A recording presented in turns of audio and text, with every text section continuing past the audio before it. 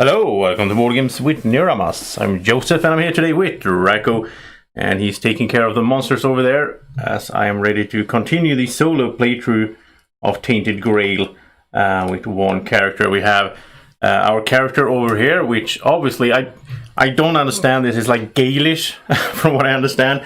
So it's supposed to be Neve, I guess. And I think I said Nima last night, but it should, I mean, logically in that case it should have been Niam instead. So yeah, I have issues with her name, but that doesn't really matter, right? For the gameplay. But of course, we should try to be correct here, so I guess she is Neve from now on. And yeah, I think I'm ready to get going. I think everything is set up. Sorry for the delay. I was planning to do this an hour ago or 90 minutes ago, but I couldn't get my pink screen camera over there to work properly. I had some issues with it. It's like blurry and stuff, so I didn't want to do that. So I had to spend some time reinstalling it and so on. But now it's okay. I don't think you see any blur here now, and I think it works. Yeah, it works over here, so I can show you cards and so on, which I do like to be able to do. I really like that little effect. But okay, so let's get going. I'm a bit early, I think, but let's sum up a little bit about what we did last time. If you haven't watched the first one, you can still watch this one, and you can always watch these live streams afterwards as well. So it's up there on YouTube for you to watch. But in the first one, I did a lot of explaining, a lot of like teaching the game for those of you that haven't seen the game at all. And now I'm going to pick up the pace and start sort of more of a dive deep into the adventure. So basically we started off here, we traveled up here a little bit, we hunted some food, we visited Whitening, where we had to deal with a blue encounter, a diplomatic encounter, and then we went down this way, had to deal with a gray encounter here, and we ended up in the asylum where we found an old druid who taught us how to use the menhir rites, how to light menhir. So now we are ready to go into the second quest of the game, which is to go and light one of those menhirs. There's one up here and this one up there, so we can choose which one we want to go for.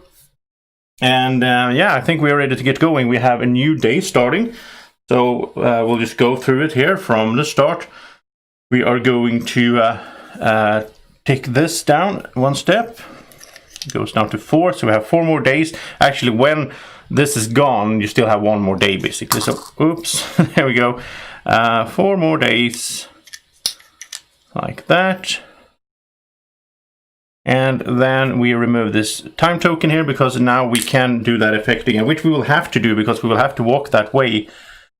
Whatever, I mean, this is the only way we can go, and we are going to face a gray encounter again, so that is going to happen. Now I have moved stuff around a little bit because I am planning to go this way and explore up here, so yeah, the map is going to grow out as we go. So we'll see how we deal with that, but I think we're okay right now. So let's do the second step, which is to draw a event card. And it is, oh, good weather again. We got the good weather last night as well. And that was an issue to show that, but okay. So that's great. It means our first travel is free. Well, it costs 1 less, but in this case it's free since we don't have anything else that makes it more expensive for us. And yeah, that's it. We have our battle horn that we found last night, and this is going to be nice because when we start, wow, this really, yeah, I have some issues with the screen here. When we start combat, we are going to start with 1 hit, basically 1 red cube already at the start. So let's spend 1 energy. No, we don't need to spend energy. We have good weather. Let's just move. Because I don't think we need to do anything else in the island asylum. We don't have any wealth. Otherwise, I would have paid 1 wealth to gain 3 health. That would have been nice. Just heal up, but we can't do that. So let's move up here. And as we do, again, we will draw a gray encounter once per day. So we'll cover that up and we'll draw the top gray encounter. And this is some band of highwaymen. And wow, this camera, it's just makes me insane. Well, you can sort of see it there. I guess I'll just do this. So basically, unskilled yet eager to claim your property. So they have the robber keyword, and then we will have to check that. And we have the little help card here. This worked perfectly fine just 5 minutes ago. I don't know why it doesn't do that now. The robber says that when all characters drop to 1 or less health, they lose all wealth and discard all items. So basically he's gonna rob us if he also kills us. But yeah, that's not probably not gonna happen. Let's see here. He has 8. He's pretty strong though. 8 health or strength. And at 0 to 1, 3 damage. Oh, that's nasty. 2 to 3, 2 damage. Lose 2. 6 to 7, he runs away. And the opportunity is 1 damage. And rip up a card. Reward is 1 rep. And then the loot is 2 wealth. I would like that wealth. I don't care that much about the rep because Neve is infamous. So we will lose rep when we enter a settlement anyway, right? No matter which way we go here, we're going to lose that rep right away. So if I'm going to fight him, well, we'll see. If I'm going to run away, I will take 1 damage. So that's not that great. And you know what? I am going to do it like this. I'm going to turn off that side camera because it obviously doesn't work as it should. So yeah, well, anyway, so we are going to start though, because of our battle horn, we're going to start with 1 hit in place already, which is nice. So we should be able to do at least 1 to him so we don't take 3 damage. We'll see. So we draw 3 combat cards. And we got the Gather Thoughts. See, he has all the symbols there, so that's good. The Hex would be a good start. Now we have 1 magic, so we could use this, but on the other hand, it's not that easy to get magic here in the beginning, and I think that we are going to need magic to light that menhir, right? I suspect so. I don't know. So I don't know. I don't want to spend magic if I don't have to. And this is the support that adds charges to any card, which it could be good later on, I guess, if we find something that can use those charges. So if we start with Hex, if we get to draw a card, we would do 1 damage. I don't think we want to use the magic. Oh, so let's draw a card. And we got the reposition. Okay, so now we can escape if we want to. And ignore the opportunity attack, so we wouldn't take that damage if we just escaped. Is he too tough for us here in the beginning? I don't know, really. I think we can do 8, but we don't have that much health. I don't want to take like 3-4 hits. I think we should escape. Even though 2 wealth would be nice, but I think we're going to play it safe. I think we're just going to continue with this one here, and it does connect down there. And since this is the top card now, we can escape, and that effect is in effect. So when we escape, we don't take the opportunity, we just escape. So yeah, let's do that. It's a bit... I want that wealth, but yeah, I think it's the smart move to do. You can't win all the battles, and 8 at this stage is quite tough. Now, I mean, last week I played through the whole campaign, so I'm sort of... In my mind, I'm sort of used to fighting level 4 guys, and then 8 doesn't strike me as that tough, but I have to realize that I am in a new playthrough, and I'm also playing 1 character now. I played 2 solo last time, and that, you know, that made it a bit easier, of course. So we escaped, nothing more happens there, and now I guess we move. So we could move this way. If we move up there, we will have to face a blue encounter again. We have like, what do we have? We have 9 food, so we don't really need to hunt. You know what, let's spend an energy and move this way. And do we want to do anything at 101 at Kunnacht? I don't think so. Let's spend another energy and move over there. It's a bit hard to see. We're going to move that a little bit to the side, so you can see her up there. And then I think we're going to call it a day. It's going to be, you know, just this day was just, you know, moving around, but because we don't have that much energy, we don't want to go exhausted. I don't think so. So I think we are going to rest. We're going to eat a food, heal up, lower terror, And we go all the way up to 6. And we don't need to do anything about the decks. We don't have any experience and so on. And we will have a dream though. So we are going to have a dream in 102. And it's the same place that we had a dream earlier. So I don't think anything will happen now really. Because there was some keywords involved and so on. So, but we'll see. So 102. And let's check out the dream here. So if you have part 2 of the morning song, we don't. And so we drift off. Yeah, and nothing happens really because we do now we have the hunter's mark status because we did this last time, which means nothing really happens. We got 2 food the first time we did this. But okay. So new day, which means this one will keep, this will be removed. And this goes down to 3. And then we do another event. And oh, this is a new one here. So Blood Moon. Each time you resolve a gray, green or purple encounter, receive 1 additional unavoidable damage for each enemy attack. Oh, that is nasty. We don't want to be fighting this day, because that is a lot of damage extra. In every attack. That would be terrible. So we're gonna try to not fight today, if we can avoid it, which I think we should be able to. If nothing bad happens here. So I think we start off by spending an energy and moving over here to the 4 dweller mounts. And I think we do want to explore that. Well, first of all, we want to see what the cost is for the menhir. Light that one. So that is 106.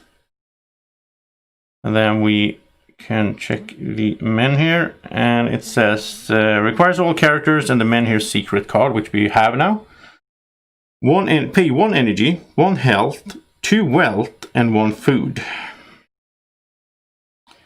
So we need to get 2 wealth. Yeah. That's the only thing we don't have. We don't need any magic, so 2 wealth, if we have beaten that guy earlier. But yeah, it is what it is. We need to find, on the actual card that we are on the 4 dweller mount, we can get wealth. We can do a treasure hunt. If we get 1 terror, 1 wealth, and then we roll a die, and if we get a result of 6, then we go to verse 4, which I don't know what that is. But it costs 2 energy. I think we have to do it. We have to do it twice. The other way to find wealth really is, well, we could get wealth over in whitening. We can pay a food to gain a wealth. We could trade over there. But then we have to move there first. So I think the energy, and then we have to move back. So the energy cost will be quite similar. And we lose food by doing that. We have to give up food, right? So I don't know. Hey, Jason and Jay Botero and Doc Hogan.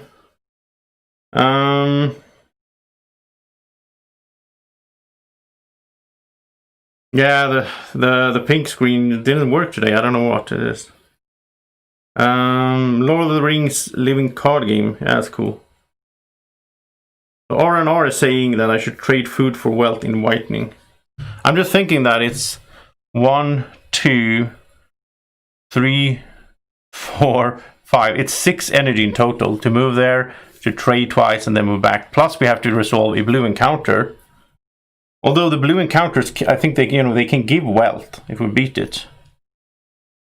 On the other hand, I am interested in treasure hunting because that will get us to roll the die, and if we roll a 6, that's going to be interesting. I don't know what happens then. So yeah, I think we're just going to do this. So let's spend 2 energy, and we gain a terror, which is not that bad because we are going to eat and rest anyway. So we're going to lower our terror anyway. And then we get a wealth. And now we get to roll the dice. So if we get a 6, which, it's not that great of a chance, but oh, that's a 6 right away. That is cool. That's really cool. Okay. So that means we're going to go to verse 4. Oh, that's really cool. I don't know what happens. Maybe it's not a positive thing. It could be like, oh, you found some treasure, but a ghost woken up and, you know, now he's going to kill you. So then we choose in the app, we choose verse 4 here. Board well amounts, show results. Yeah, it was just what I was saying. I haven't done this before or anything. Draw or resolve a purple encounter. Wow, so it was not a positive thing to roll a 6. I was thinking maybe we would find like more gold or whatever. So we're going to draw our first purple encounter for the game. So we're going to see how those work. Well, they work like any combat, but the purple thematically or stylish, they are more of like supernatural monsters and things. And while the grey ones are more like green are like beasts and so on, and grey is more like people.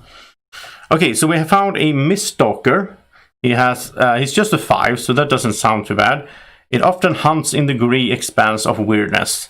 And he has ambush, which means I never remember these, so I have to go back and check it. Okay, first character discards down to 1 card in hand, which means my first I draw 3 cards and then I have to discard down to 1, which just sucks. If I lose all my energy, which is I don't have that much, then I will escape. I could escape, but then I lose 1 energy from that. And I just realized I forgot something. When I escaped over here, I should have, even though I used that card for the and skipped the opportunity, I should still have lost an energy. You always lose 1 energy when you escape.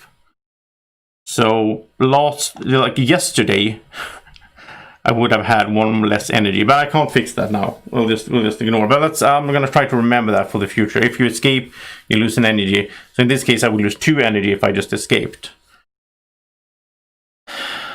But if we beat him, we gain an energy and 2 magic. So that's not bad. Oh, say hello to Mrs. Botero from me. Yeah, so that would be nice. I mean, 2 magic, that is huge at this stage.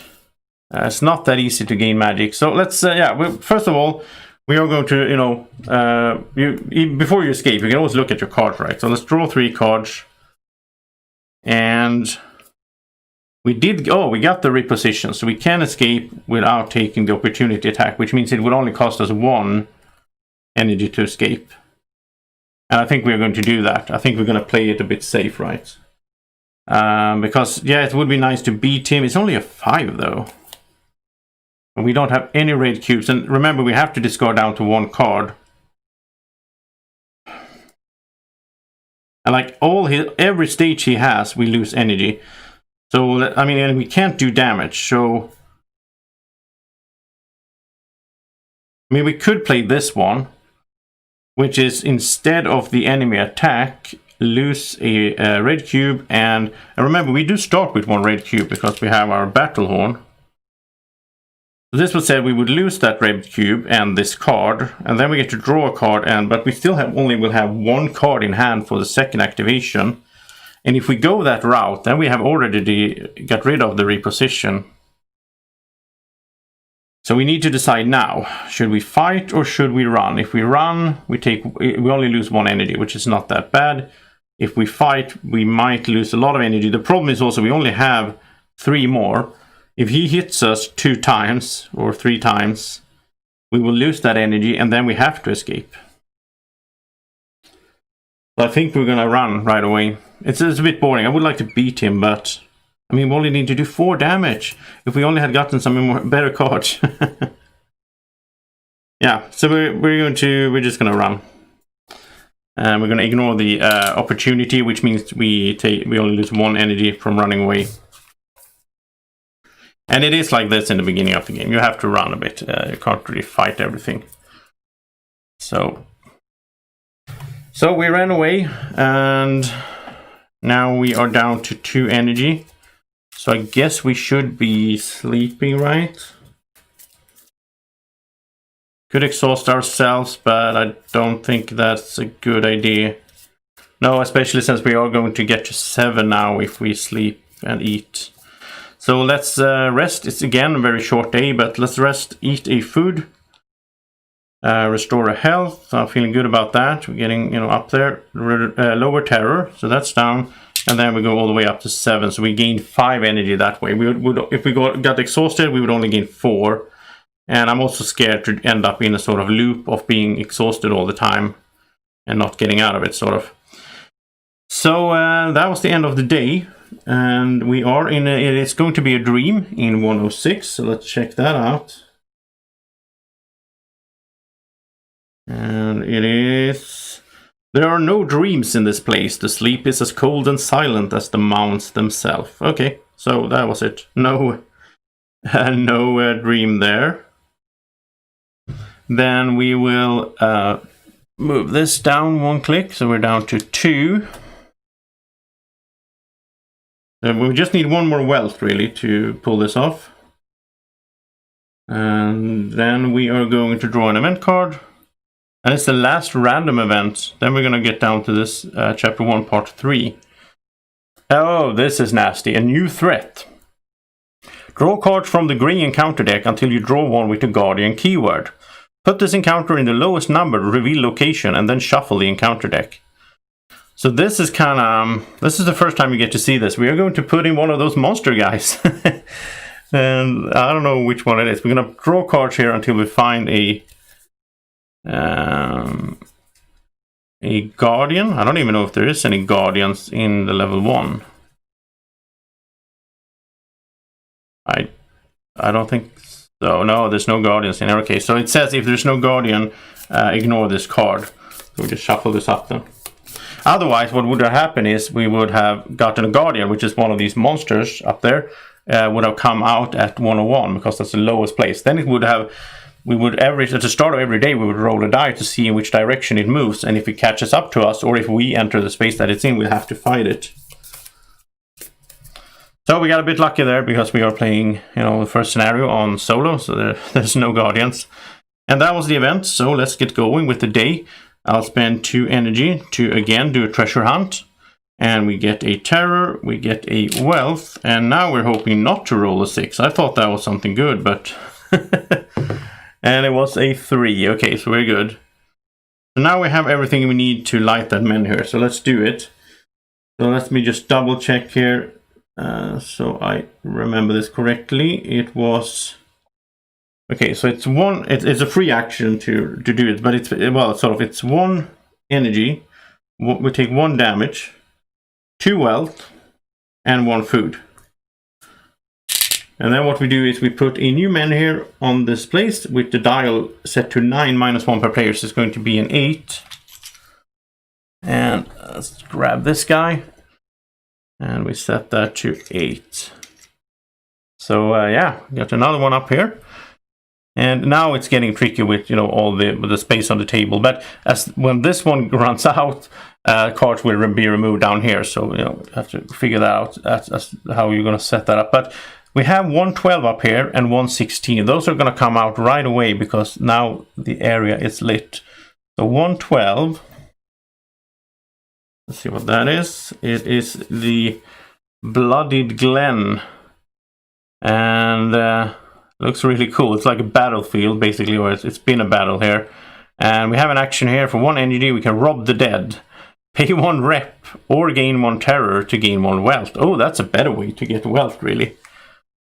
Because, I mean, we could get terror. We just take a terror and gain a wealth. That's pretty cool. I guess we might do that in order to get some wealth, because I do like to have some wealth. At some points, you might run into a merchant or something. You can buy items, and then you want to have that wealth, right? Okay, so this goes up here. It says, the moans of the dying dissolve into a low-pitched hum that sounds like a coastal wind and chills you just as much. It goes up there. And again, we're going to have to move stuff around later on here. Then we have 116. That is Farshire. And it was a mention about Farshire earlier when we talked to someone about the first expedition. Some witness that have seen them go to Farshire. So this is a settlement. It's a hostile settlement. And we will have dreams here. And when we enter it, we have to draw a blue encounter. Here we can do a free action, no energy cost, to pay a wealth and gain a magic. So basically there is a little engine going on up here. We could gain some wealth and then turn it into magic if we want to. Jason, you know what? I painted these.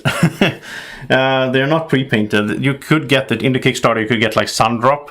So my first idea was to do these in Sundrop style, but then I started, feeling that it was fun to paint again. I haven't painted in like 2 years, so I started painting details instead. Anyway, so these are all my creations, which I'm happy for. I am painting the rest of the monsters as well. I have like 5 that I'm working on right now, just doing a few details at a time. And then I'll do some, washing of them as well. So I'm using the sepia wash from Citadel, which I really like on these. It's like a brown reddish style, which gets you these nice effects. I really like the hoods here, or the this effect that you get on the bones and so on. Really cool.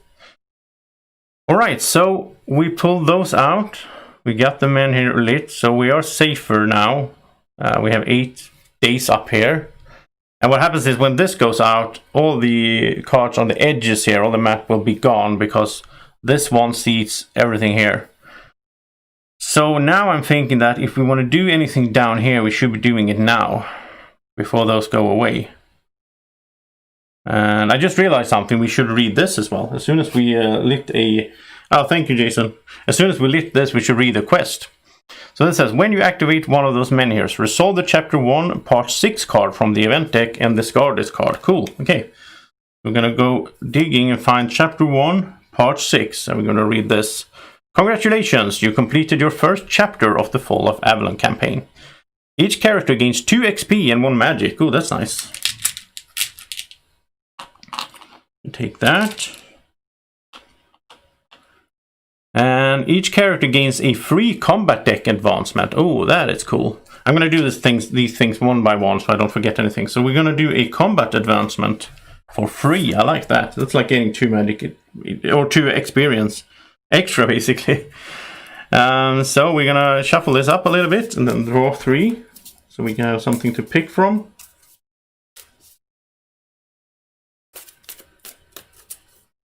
And let's see here. We have 3 there. Let's see what we get. So we have this is Neve's card, Scurry Away. And okay, so when the enemy attacks, we can pay 2 energy to ignore the enemy attack. That's good if we have some energy, I guess. We can draw cards. It's not that great, I don't think. Another Neve card, Foul Play. When we put this down, we lose 2 reps. So her deck is all about losing. Her character is all about losing a rep, basically. I don't really understand how we're gonna be able to ever build up some rep with her. Maybe we don't need to, though. I don't know. This is kind of cool. I've never seen this before. This is a 4x. Wow, that is insane. But that's 4x on the free key. So if we have this and then we put like something with like 2 red cubes, that's 8 red cubes in one swoop. That is really nice.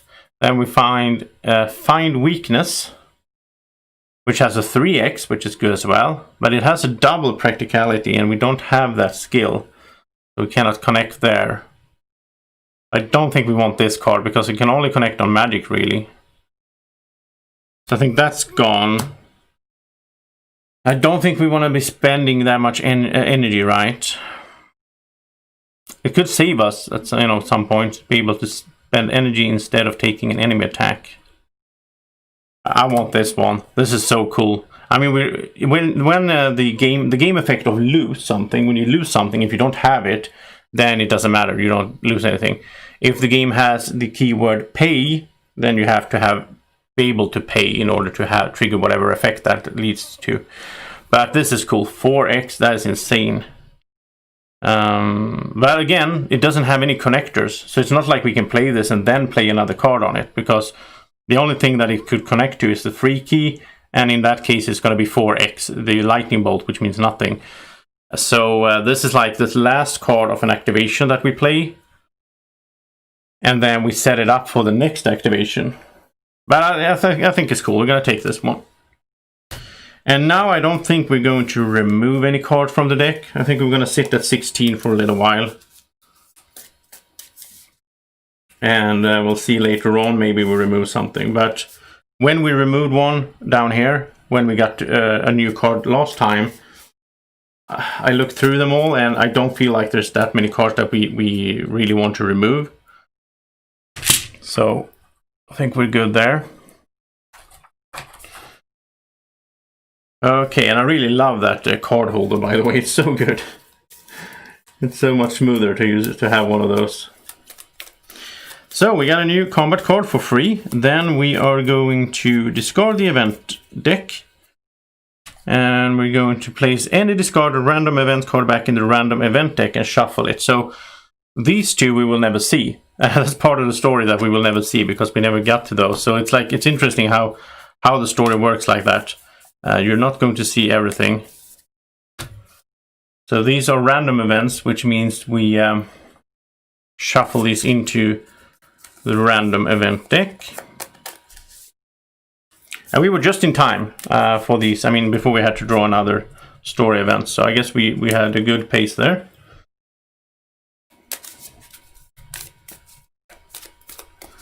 Okay, I guess we will need these when we set up. So let's leave them there. Then we are going to go into the chapter 2 setup. And it says, prepare the event deck, find all parts of chapter 2 and stack them from 3 to 1. So I'm going to take these, chapter 2, part 1, 2, and 3. That's the new event deck. And then we are now follow instructions on the back. And okay, so now it says, create the encounter deck, and for 1 to 2 players, we're going to use all cards with 1 and 2. So we're going to get tougher enemies already. Okay. Then if we had 2 to 4 players, we would place a guardian out on the map, but we are only 1 player. And then we're ready to start chapter 2, and we draw the top card of the event deck. So let's set up the encounter deck first of all. And get that in the right order. So we have to take these one by one. We have to find the level 2s in here. So that's really, I feel like that's really early. Like we haven't really, grown that much in our character, but we, already we get tougher opponents. So yeah, the blue ones. Let's shuffle these up. A lot of shuffling here in between, but that's how it goes. So that's done, and then we take the green ones. And find all the level 2s.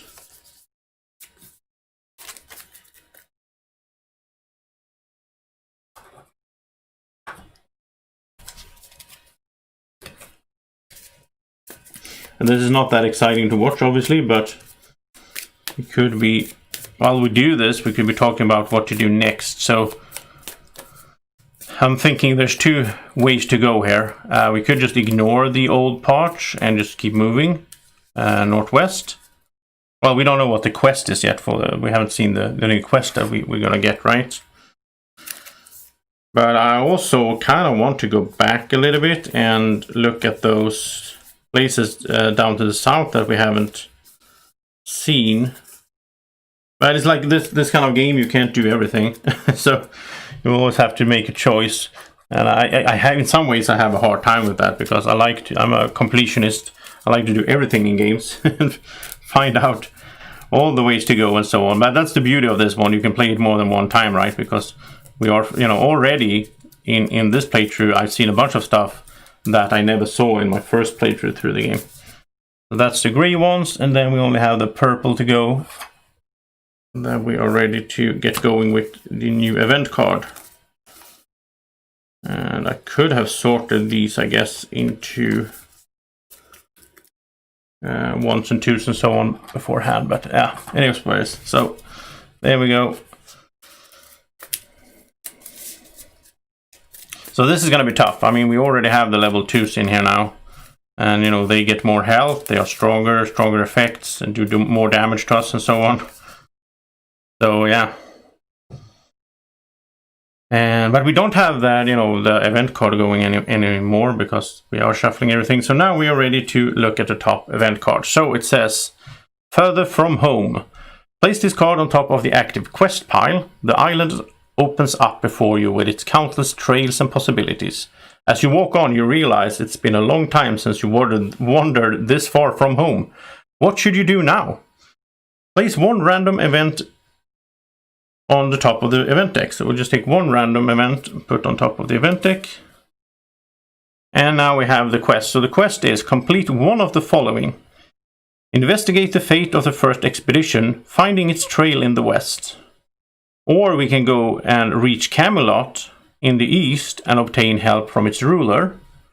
Or we can explore the island and find a different way to progress in the story. So it's like now it's opening up. Now we have options on what we want to do. If we look at the map, so we started here in Connacht, and there's Farshire, so we've been going, we see Farshire up there, so we're somewhere here. Camelot is all the way over there. It looks like, I don't know, it's quite a you know, long travel. And we're already up here. I think we want to try to investigate the fate of the first expedition, finding its trail in the west. I think that's what we're going to aim for. So let's do that. So that's the active quest. And we put away the random events, and the day continues. This happened in the middle of a day, so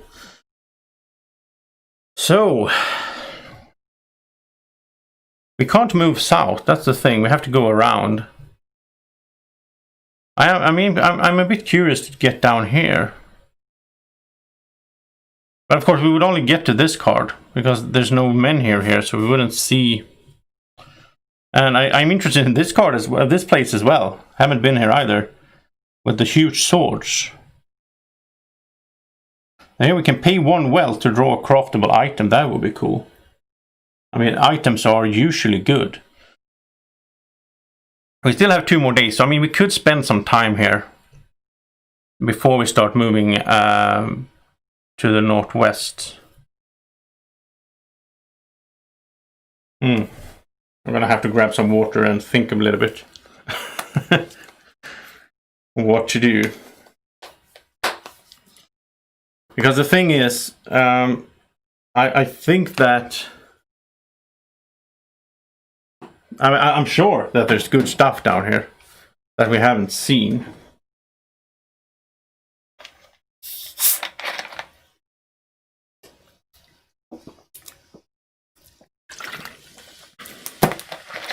So yeah, let's head down south again. Which maybe we should have done before we went up there and lit the men here, I guess. I don't know.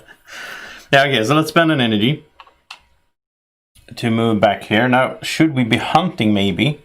We have 6 food, but food is really great. We could also hunt now, get some more food, then go over here and trade to get some wealth, so that when we come down here, we have wealth to draw craftable items. That would be cool. I really like getting more items. So I think that's the plan. Let's roll with that. So you know what? Let's go exhaust a little bit here. Let's pay two energy, and then we get 2 food, and then we draw a green encounter. Now it could be a level 2. Oh, it's a level 1. It's a royal elk, 6 power, strong as a bull, and white antlers that could pierce a steel plate. That doesn't sound good. It's fast, which means we can only play 2 cards, I think. Yeah, we can play maximum of 2 combat cards per activation. And it will do some damage. If we get it to 5, it's going to run away. It's going to give 2 food if we kill it. So yeah, let's try to kill this guy. And we're going to start off, because of our battle horn, we start off with 1 hit already. So we only need to do 5. So let's see if we can... I don't need to have the computer in there. Let's see if we can do it like this. And then we are going to draw 3 cards. We have to remember now that we can only play 2. Oh, we got the cool one that we bought last time that has the 3 cubes. This would be cool if we got this one together with the one we just got that had a 4x. This would be a 12 damage card. That is insane. So we have support, and we got gathered thoughts. Oh, we can kill it right away. Look at this. It has a 2x down here. So all we need to do is play the Unending Swarm. That's going to be 6 hits right away. That's crazy. Okay. Well, he's dead already. He's up to 7. But when we play this, we also have to do this part. Each party member gains a terror. So we get 1 terror. We could have scared ourselves with that Unending Swarm. But that is insane. We just killed that elk right just like that. So we're going to get 2 food as loot. So now we're up to 10 food, which feels good, because then we can go and trade some to get some wealth and so on. So let's move. We have 1 more energy, so let's move over here. And when we enter here, we have to draw a blue encounter. So let's see what that is. It's a plague. A group of outcasts stricken with red death visits the settlement. All doors are shut. So, oh, this is cool. This is cool. Here we can choose. So we either evade the infected or we ask for shelter. And depending on which we choose here, we're going to get different effects on these. Like, see if I can explain this in a good way. So this symbol that we have on some of our diplomatic cards, if we choose the top part, why isn't it focusing? I have camera issues today. If we choose the top part, then we evade the infected. Every time we connect a caution symbol, or like every time we connect this symbol to the caution, the affinity symbol I think it's called, when we connect it to caution, we're going to get 2 movements up on this. And then his response will be, or the encounter's response, it's not one guy, will be to lower it by 1 and remove the rightmost card. If we go for ask for shelter, then every affinity symbol that we connect to empathy or spirituality will lead to 1 step up. And his response will be 2. If we win, we get 1 magic and 1 rep. And if we fail, we get a damage and we gain secret card 66, which I guess is not good. I assume so. We can avoid it, but it requires 4 reputation, which, you know, we will never have basically with this character. Yeah, so we're going to try to solve this. And we are going to put out a little marker like this. And we start down here and it's all red except for when we win. So if we get some card, I think we have some cards that says like if affinity is not green. Yeah, we just draw. If affinity is not green, lose a rep. Well, we don't have any rep, so. Okay, so let's see what we can do here. Everything is connectable basically here in the start. And yeah, we chosen the top part, by the way, evade the infected. So if we do... And these cards are also about losing rep. And these are the green cards, by the way. So they are not really connected to Neve. Which means that by choosing the green deck, we could have gone for like the blue or the gray or the brown. But by choosing the green, we set her up to be even more infamous and never get any rep, basically. But I mean, they are strong in other ways, of course. I guess we start with this one. And we don't want to spend magic, but okay, so this connection here will do nothing for us because it connects, affinity connects to empathy, and we chosen the top part, so nothing happens. But this part, the affinity connects to caution, which means this goes up 2. And then we don't want to draw a card by spending magic, and yeah, we're not going to lose any rep because we don't have any. Then we might go for... Oh, we can actually win this, right? I think so, yeah. Because this will connect on empathy up there for the lightning bolt. So we can play it. And it says 2x and arrow up. So boom, boom, just like that, we have beaten the encounter. So it wasn't that hard. Anyway. So the reward is 1 magic and 1 rep. That rep will be gone soon, I can imagine. And that's it. That was good. I thought that would be harder, actually. And at some point we need to upgrade. We have some experience, but I kind of want to save it right now. But at some point we want to upgrade her diplomatic cards as well, right? So this goes to the bottom of the deck. And now we are in whitening. So I'm thinking, yeah, we're out of energy, by the way, so we can't do anything else. We have to end the day. So we're going to eat a food. And we are going to restore health, lower terror, and now since we're exhausted, we're only going to get 4 energy. So 1, 2, 3, 4. So we're up to 4 there. Then we're going to have a dream in 107.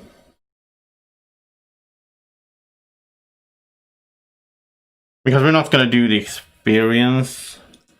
No, we're not going to advance. I want to talk a little bit about the experience, because now if we want to raise one of our stats, since they're all the same, so like, but they are connected, so we look at them like this. So if we want to raise our practicality, for example, we already have 1, and we will have 1 in spirituality, which means we already have 2. So this will be the 3rd cube that we add, and there is a little aid for it over here. So the 3rd point in one of the attributes will cost 6 XP. Basically, it is, you think about it like this. We are adding the 3rd, and then we do times 2. So that's why it's 6 XP. So if we save up experience, we could raise, I think I want to raise my practicality. Then if we do that again, if you already have 2, then you raise the stat to a 3rd point, then you actually start getting these really cool skill cards that you can have here that gives you extra benefits. Those are really cool. But okay, right now we are in whitening. We're going to have a dream. Your dream of home is understandable, considering for the first time in your life you wandered so far from it.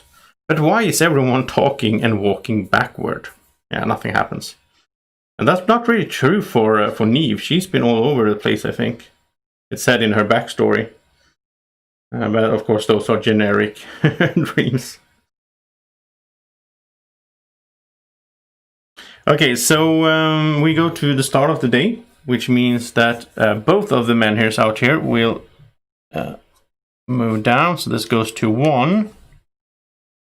And this goes to 7. Then we'll draw an event card. We only have 1 random event here. And it is a violent thunderstorm. Oh, that is terrible. That's like the worst thing we could have gotten, I think. Because it says lose a health each time you travel today. It's best to hide. I was planning to move a lot this day. And now all of a sudden it doesn't make sense to do that. Oh, that's nasty. Okay, well, we start today. We only have 4. We only have 4 energy though. So I think we start off like this then. We're gonna spend, and this action is not once per day. So I think we're gonna spend an energy to pay your food to gain a wealth, and then we're gonna do it again. Then we have 2 wealth, and then we're going to stop. So it's going to be a short day, but we don't want to go exhausted again, and we don't want to move around anyway because there's a thunderstorm going on. So we were just trading with some people today. That was this day, and now we're going to end the day. We're going to eat, and that gets our health up and our terror down, and we go all the way up to 7 energy. So we're ready to be traveling a lot on the next day, right? So start off the next day here. We're not going to do any other stuff for the end of the day. We are going to lower these again, and which means this is gone now. So we only have 1 more day, which makes me think that maybe we are too late. Maybe we don't have time to run down here. But I think we can do it. I think we can run down here, get some craftable items, and then go back up again before the end of the day. Because we do have a lot of energy, so I think that will work out. And this should go down to 6. And I mean, we need to move on as well. So maybe it's stupid for me to move back like this. I don't know. There is a timer, right? Then an event card, and now it's going to be the chapter 2, part 2. So let's see what that says. It says refugees. Many people of Connacht no longer believe their farmhold can survive. You meet them on the trail as they run with the meager possessions. You do your best to convince them that even an inactive menhir offers some protection in its vicinity, allowing isolated pockets of civilizations to survive. They do not listen and choose the dangers of the trail instead. Each player gains 1 free diplomacy deck advancement. Oh, that's nice. Wow, I didn't know about that. That's cool. So we get a diplomacy deck advancement for free. I was just talking about that we need to upgrade diplomacy at some point as well. So okay, let's shuffle this up. The game is helping us out here a little bit as well. Oh, that's true. R&R is saying that I should have discovered a card that is above Hunter's Grove, because we did move through there. And the menhir is late. Yeah, so I'm going to forget that at points in the game. I don't know why, but for some reason that is so hard to remember. Okay, so let's do that right away then, before we forget it again. So that is 113. Oh, that's cool. Then maybe would we... Yeah, that's interesting. So that is Mirror Lake. This has dreams. It has a free action to rest by the lake, gain an energy, a health, and lose a terror once per day. As if a piece of the sky fell to earth, you wonder if she still lurks in the cold, dark depths. That's interesting. Oh, that is so cool. Okay. So we can go here and rest once per day. Wow, that's not a bad idea at all. I mean, right now we have full health and so on, but later on, that could be great. So, scoot these back and move it in there. Oh, that's cool. Okay, so we have the lake up there. And now we don't see 114 up there, because this menhir will only show these cards right here. Oh, thank you for that, for reminding me. Okay, so let's go on with this. Let's draw 3 cards for the advancement. And we got one of Neve's cards called Verbosity.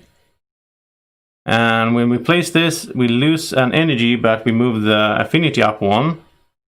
It has a 2x, which is good, but it does have that double caution. We don't have double caution. Then we have Empathize. Draw a card on our next activation with the timer. And it has this. I like this when it has an arrow down here, because that means we can connect that to some 2x on some other card, right? Yeah, take care, Jason. Stay safe. Then we have Neve's Pitiful Sob. And that has a lot of connections and the arrow. And this says, when we play it, gain a charge for each point of your empathy, which would be 1 right now. And then we can pay a charge when playing a card, and we treat... Oh, we can treat all affinity symbols as arrows. Wow, that's a really good one. And especially if we get more empathy, which we might do later on, right? So I think it's between this one and this one. The problem here is, again, it's a loose energy. I don't like losing too much energy. And I don't like the double caution, which we don't have. So I think we're going to take this one, because this one we can connect in many ways. Now, this effect will happen after we play it, so these will not turn into arrows, sadly. Yeah, that's good. That's a nice one. So, I like that we got to upgrade our diplomatic deck a little bit as well. So, let's put these back. And let's continue with the event card. So it says, place 6, -1 per player. So 5 random events on the top of the event deck. We're going to have 3, 4, 5. Like that. And then discard this card, and it's a hint as well. Do not let the weirdness surround you. Always check the nearby menhirs in advance and have plans ready to activate them when necessary. Well, yeah, that's the thing. We kind of need... This game pushes you forward. You need to move forward. You cannot stay in the same place too long. Which is nice. Otherwise you would just go around grinding food forever and so on and be invincible. So, okay.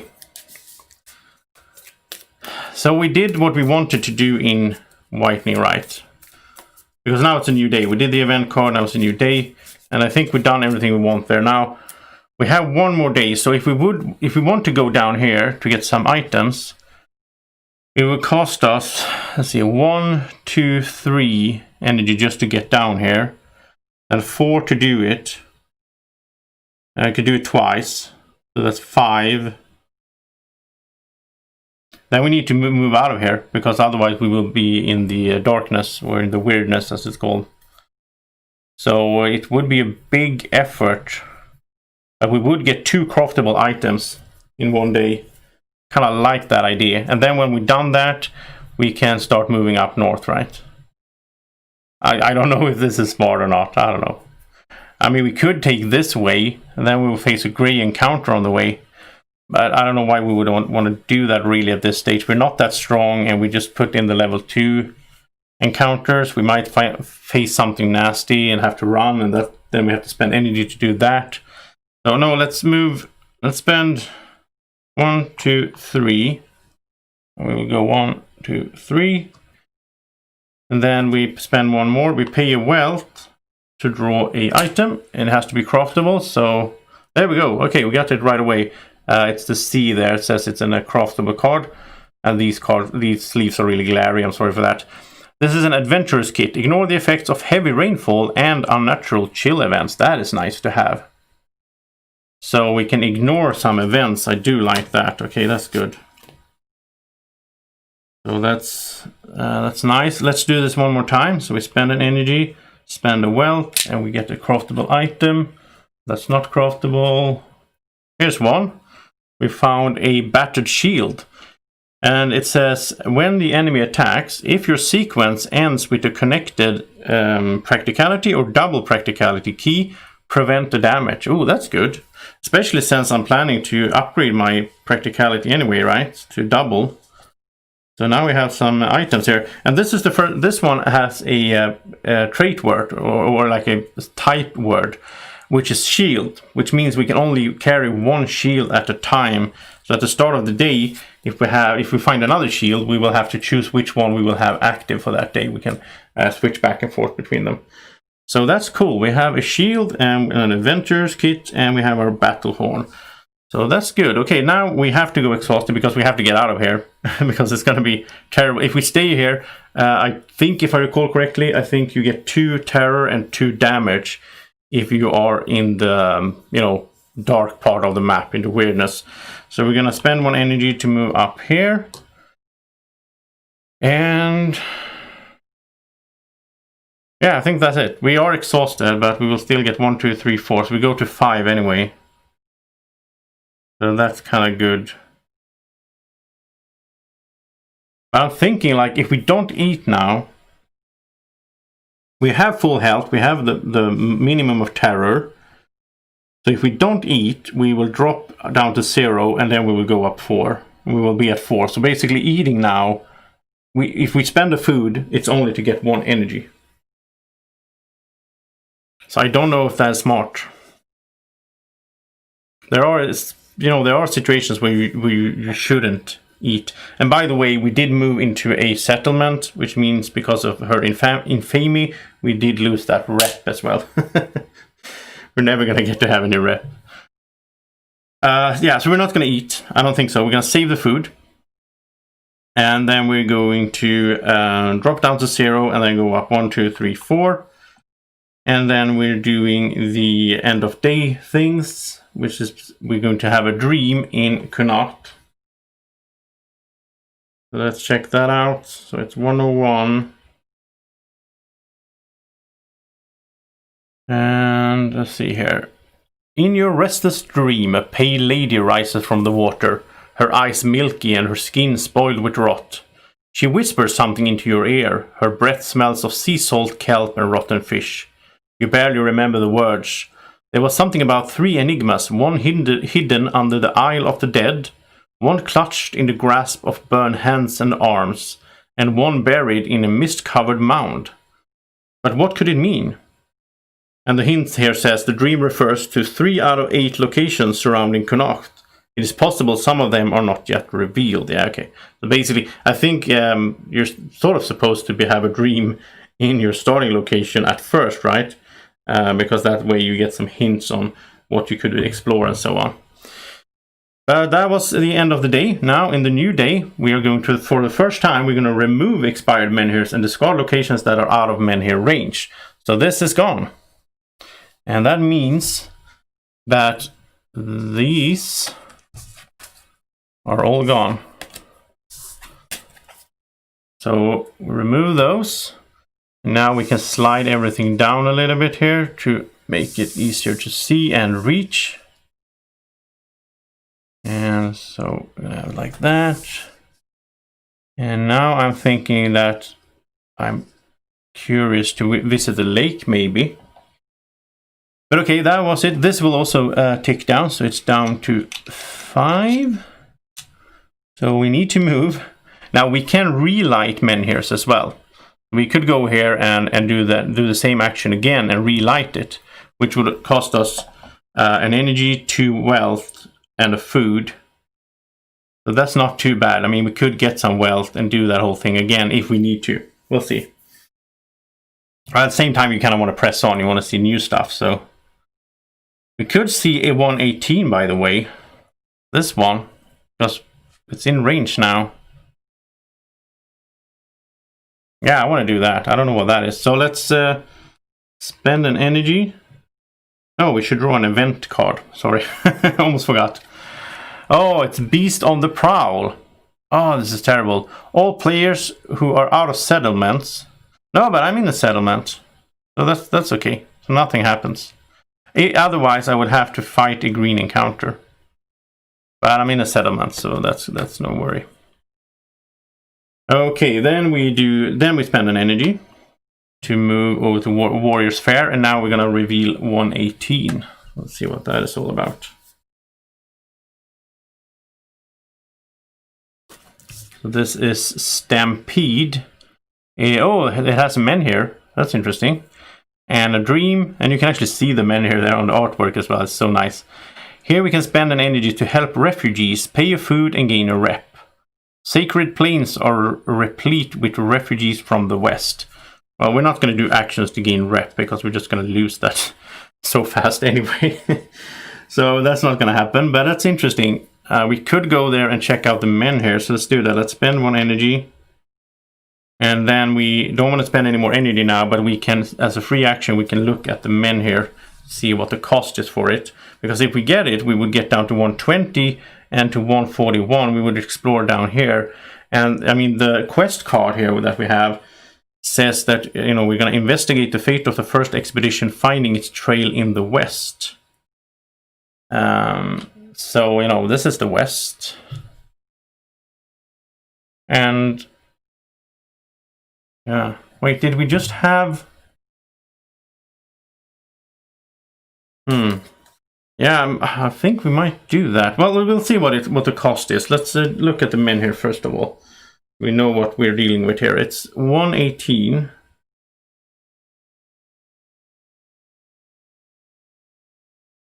So this says this menhir is completely shattered. Only this is hard to say. Only a unimaginable power could wrestle it back to life. Requires all characters the menhir right secret card and secret card 7. Oh, so we need something else. We need secret card 7 to get this one going. And then it will cost 2 energy, 2 food, and 1 wealth. We cannot light it. Okay, so we're not supposed to go that way, I guess, in the start here. So yeah, okay. So we're going to have to go. Where are we supposed to go then?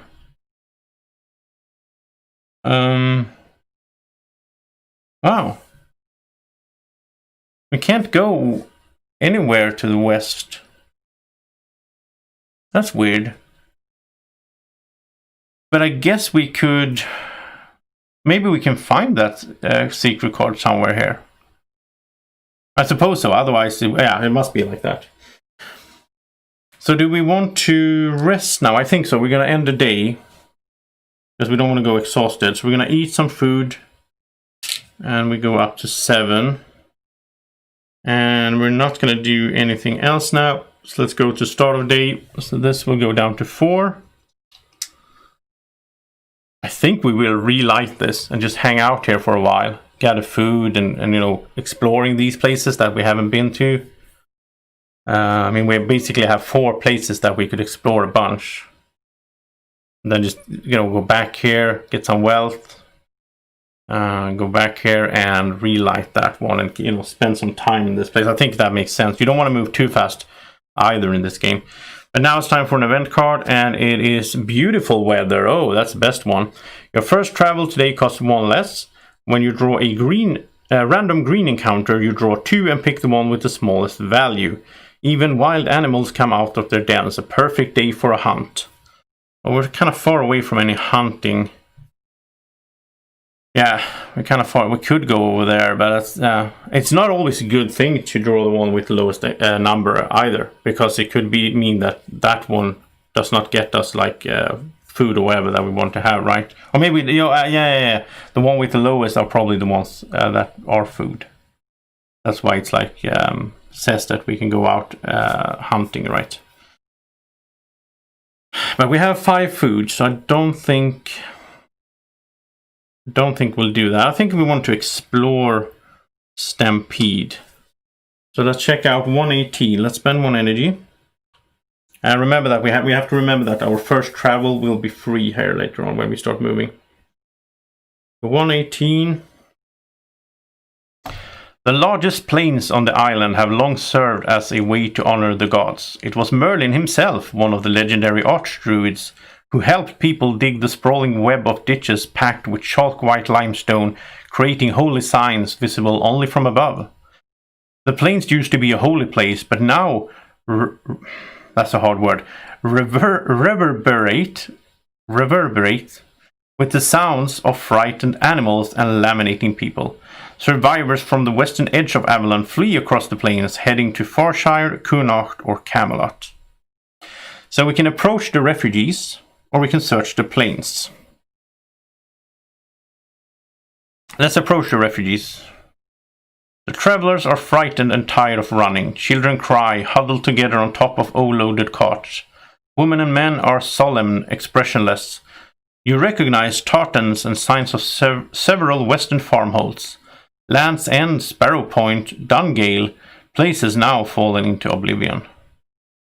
If you don't have part 2 of the Strange Encounter status, I don't think we have that. No, we don't. So we go forward here. A woman approaches you with 2 little girls clinging to her dress. Printi, tell us, is there any safe place? Where should we go? Other carts stop and everyone's eyes suddenly fix on you. You must think before you answer. Okay, so we can tell them to head for Camelot. The Round Table has always protected its people. We can tell them to head for Connacht. Its menhir should still offer them some protection. Well, there's no menhir in Connacht anymore. Tell them to head for Farshire. It's up there. After all, it survived on the edge of the weirdness for many centuries. We can tell them to head for Timberwall. Its high walls should protect them. We can tell them nowhere is safe, or we can do not answer. Ignore their pleas and walk on. Oh, there's so many options. I don't really know what to... I don't know what to tell them. We haven't seen that much of the world yet. So are we really in a good spot to give advice on where to go?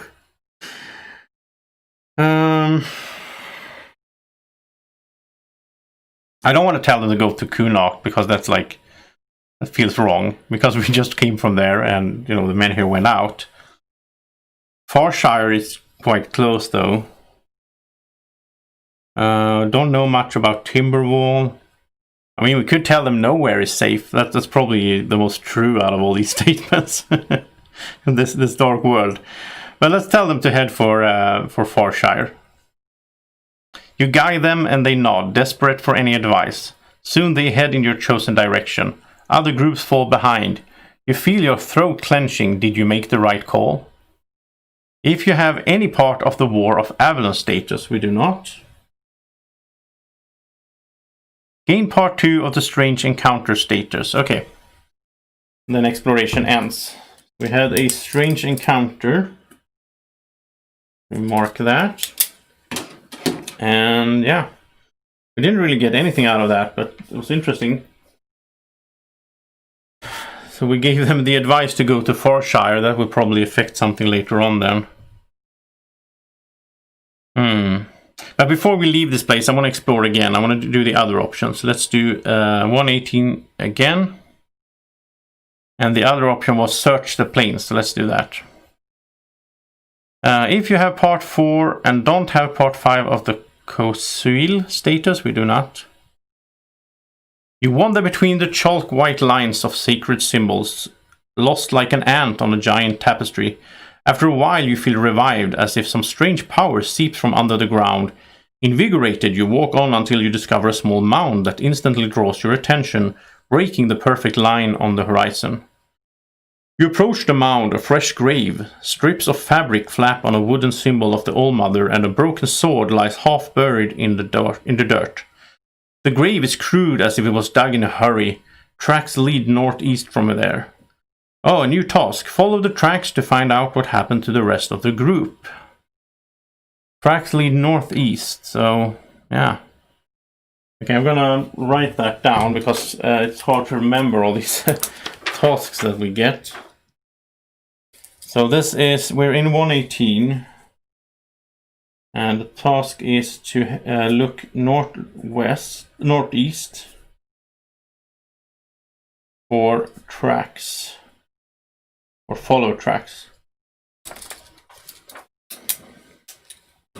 So we continue. If you have part 1 of the Fate of the Expedition, or part 1 of the Dreams and Prophecies, or if you're playing Bior, we're not. But we have part 1 of the Fate of the Expedition, so we'll accept. Each party member gains... each party member with 2 or less magic gains 1 magic. We have 3 magics, we don't get anything.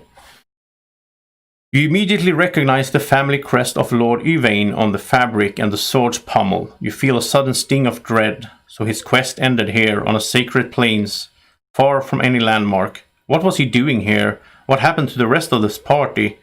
There might be only one way to find out, and you wonder whether you have the guts to try it. If you're maggot, we're not. So we can dig out the grave, or we can pay our respects and leave. I think we're going to dig out the grave. We want to find out as much as we can, right, about what happened here. Only if you don't have part 2 of the pillager status, we do not. Oh, and now we're in the Book of Secrets for the first time. So like the app just switches over. If you use the actual book that comes with the game, at the end of the book there's Book of Secrets. Okay, so the grim work is finally done. The mortal remains of Lord Yvain lie before you, caked in mud and reeking of blood. Just one glance is enough to know a human didn't slay the Lord of Connacht. His armor is so dented it proves impossible to remove it from his body. His left arm is gone, as if ripped away by a terrible force. His massive great helm is caved in. You shudder to think about what's under it. Only after a moment you notice a strange shining talisman clutched in Ivan's hand, and decide to keep it for closer investigation. If you have at least 1 point of caution, we do. Each party member who has at least 1 empathy gains a terror. Okay. Each character gains 2 XP, I like that. So we're getting closer to leveling up that practicality that I'm thinking about. Gain part 6 of the Fate of the Expedition status. Okay, that's cool. We learned a little bit more, of course, about the expedition. There were 5 heading out, and now we found the body of one of them. So part 6... Oh, we already had part 6 of the expedition status. Maybe it was something else, someone we talked to earlier. Yeah. Part 2 of Pillager, we do get that. And we also get the Shining Talisman. Secret card 22, okay. We got a secret card, that's always fun. So 22.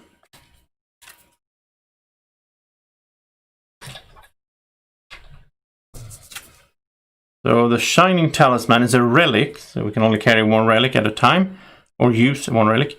It says whenever you lose any terror, lose 1 more point. That is good. That is really good. So when we rest, we will lose 2 points of terror instead of 1. So So that is nice indeed. If we eat, that is. Okay, then you carefully inspect the remains and conclude that Yvain died no longer than a week ago. Under his feet you discover some small trinkets that look like burial parting gifts, a set of glass prayer beads, a bracelet made of boar fangs, and one razor-sharp steel dagger. It seems at least 3 members of the expedition outlived Yvain and buried him. You might still be able to catch up with them. Okay, so at least 3 of them are alive. If your caution is at least 2, it's not. Okay. Each party member gains 1 experience. Oh, so we're up to 5 out of the 6 experience that we are waiting for. That's cool. Exploration ends. So that was interesting. We found out a lot of stuff there, but we didn't really... I don't feel like we got closer to solving the quest, really. Because we already have that information about, I guess, the number of people in the expedition. That was the fate of the expedition 6. Because we talked to some witness, I think, over here earlier that said that they saw, yeah, something like that. So now let's spend an energy to... I like that we got the talisman, that's really good. We move up here and we have to draw a blue encounter. And we lose a rep, but we don't have any. But we draw a blue encounter when we enter this location. Calm before the storm. Nothing happens. Place this card at the bottom of the blue encounter deck. So it's not all bad. Sometimes there wasn't anyone in that city to come out and start giving us trouble. So that's good. So now in Forshire, I think here's a free action. We can pay a wealth to gain a magic. We don't have any wealth though, so I think we should explore here as well. So let's spend 1 energy, and this is 116. 116. If you have part 3 of the Lost and Fallen, we don't have that. Okay, occupying a strip of land between the impassable walls of Tuathain and the sea, Farshire has always been an important trading hub and the most prosperous of farmholds, believing that the All-Mother is responsible for all their blessings. Farshire inhabitants raised their town in the shadows of sacred dolmen. What's a dolmen? I don't know. As you approach the town, you noticed armed patrols, double watches, and a long red war banner flapping over the long hall at the top of the town. So we can visit the long hall, we can browse through the market, which would be nice if we can buy something, but we don't have any wealth. We can ascend the dolmen. That's the tower, I guess. I guess that's a tower up there. We can collapse the dolmen. That sounds... What? Can we just collapse it? Or we can deliver a diplomatic message. Let's visit the long hall. Oh, wow. If you don't have part 1 of the Enemies of Avalon status and you're playing chapter 2 or 3. I think that's the case. Yeah, we don't have Enemies of Avalon and we are playing chapter 2. If you have part 3 of the Allies of Avalon, we don't. If you have part 2 of the Final Confrontation, we don't. If you have part 2 of the... No. So we're going to do this. If we... Yeah. You see the long hall at the top of the town, but the streets are so narrow and twisting that getting there is far from easy. You ask some locals to show you the way, but they are suspicious and hostile. Lady Kincaid seems to be popular, despite the bloodbath she is said to have caused in the north. Up until recently, the current ruler of Farshire stayed in the shadows of her husband as a dutiful wife with no taste for politics. Then Lord Kincaid was summoned to Camelot with his only son, and asked to help the Round Table bring the rule of law to the castle's borough. They were both killed during a revolt against the knights. A lesser woman would have broken, but Lady Kincaid vowed on her soul that she would never let anything of this sort happen to her family again. She became the most ruthless and pragmatic ruler Farshire has ever had. Sounds like Cersei. Okay, so we can ask her about the first expedition. We can ask her if we can be of service. We can deliver a prisoner, we don't have that. Or we can hand over a head, we don't have any head to hand over. Okay, so we're going to ask her about the first expedition. If Lord Yvain was here, Lady Kincaid would know. We already know that Lord Yvain is dead, but okay. Lady Kincaid sits on a wooden throne at the far end of the long hall, druid advisors on one side, her grim bodyguard on the other. Her 3 adolescent daughters stand nearby and observe, preparing to one day take the place of their mother. You address the lady courteously and tell her Lord Yvain of Connacht recently left his lands and that you're searching for him. This is a bit weird. This is the first time, I think, in the story that this is a bit weird. That, like, we should already... Why are we asking about that? Anyway, to your surprise, Lady Kincaid already knows this. No more than 2 weeks ago, this fool Yvain tried to pass the Valley of Guardians and enter Tuathain from the north.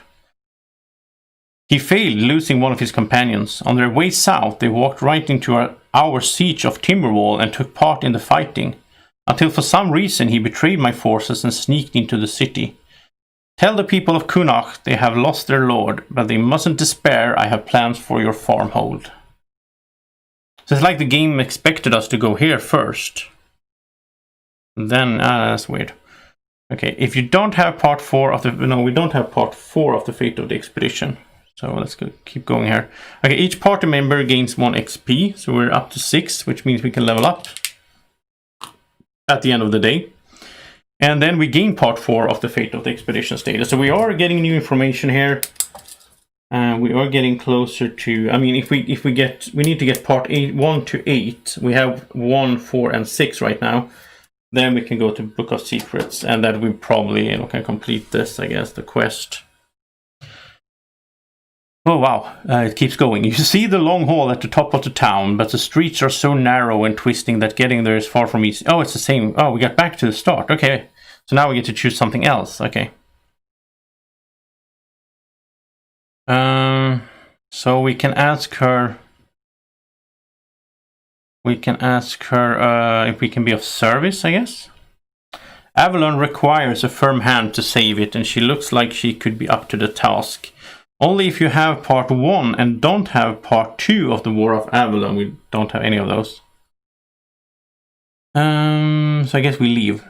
Because we don't have... Yeah, we'll leave. Okay. Wow. So a lot of things happening here. And... we are supposed to search for the party northeast of Stampede, right? That's the task we got down here. So in a way, I'm thinking we should go over here again and search this place, because we haven't really... I don't think we have searched that place at all. I think we just went there and lit the menhir, if I recall correctly. So, oh, thank you, R&R. I forgot the free movement. Yeah, so I'll take an energy back. I know that I will forget stuff, and I'm so thankful for you guys in the chat helping me out. And if you watch this afterwards and you see me miss stuff, tell me in the comment section, because it could be that, I get reminded and then it helps me out for the next playthrough. So that as I said, I already played through the game once, but still, it's also a bit different. It's more fun, I must say, to play solo in a live stream, but it's also... because I have you guys in the chat, and it's more like it feels better. But at the same time, I am talking more than I would do normally, so that sort of also messes my my memory up a bit. It's right there, though, the beautiful weather. I should see that anyway. So I don't think we need to explore anything more in Farshire. Well, we could, because we could do other things. We went to the keep. I don't understand. Oh, yeah, let's do that. Let's spend an energy. We're going back here, and let's see, 116. So I'm not going to read the text again. We can browse through the market. We can ascend the dolmen. We can collapse the dolmen. That doesn't sound good. It sounds like they're going to be really angry at us, because in the text here it said that it's like their thing. We don't have a diplomatic message to deliver, so let's browse through the market. Let's see what's happened. You stroll around the stalls in the lower part of the farmhold, browsing through wares from all over the island. Smiths, tailors, cobblers, apothecaries, even the famous toy maker Dobromir, known for his intricate creations, set up his shop here. Unfortunately, the prices seem to have at least tripled since the last time you were here. With all the uncertainty on the island, people hoard whatever they can, and traders smell easy money. We can buy food, we can sell food, We can buy healing mixtures, we can buy equipment, we can sell equipment.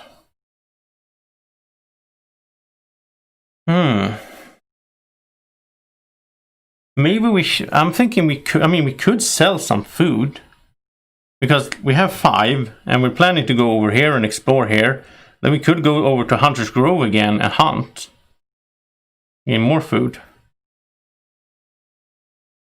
Let's see. Can we click this and see what we get?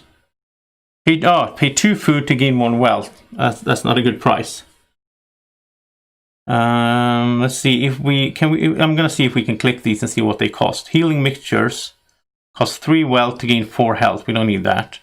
Equipment would cost us draw top 5 item cards.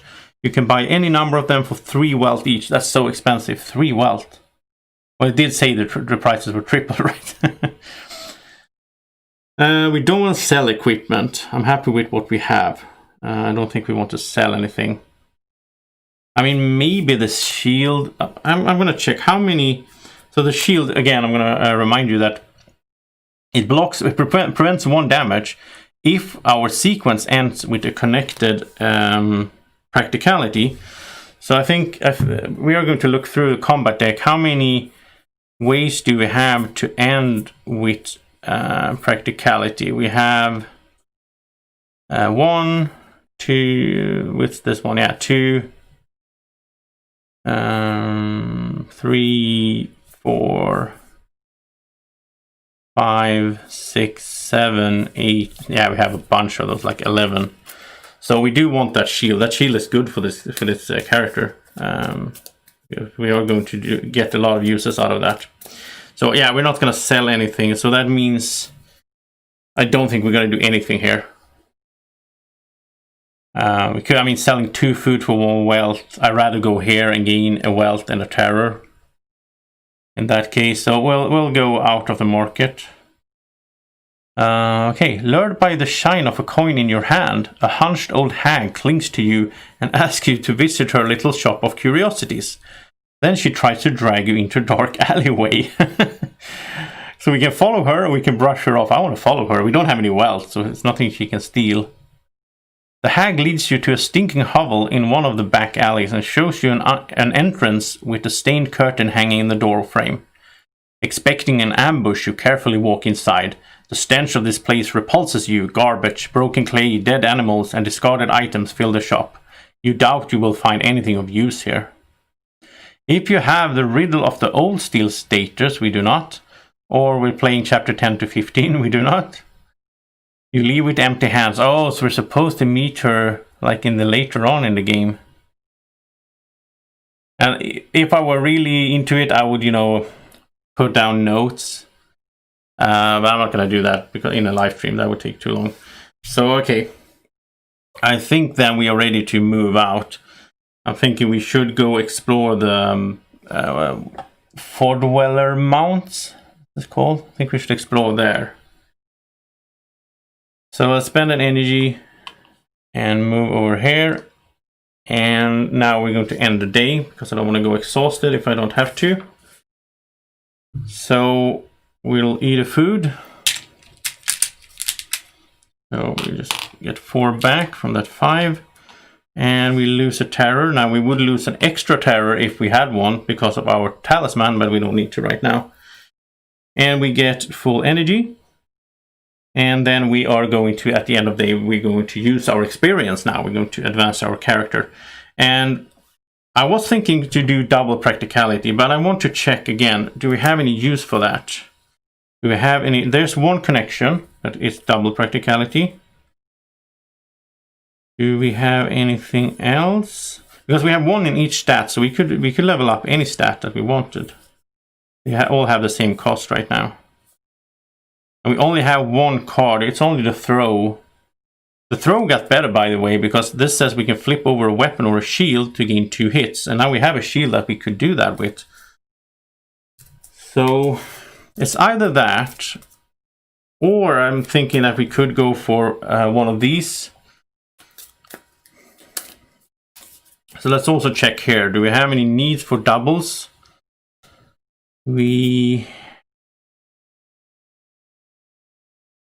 I mean, we're going to upgrade our cards. We have here we have the double empathy.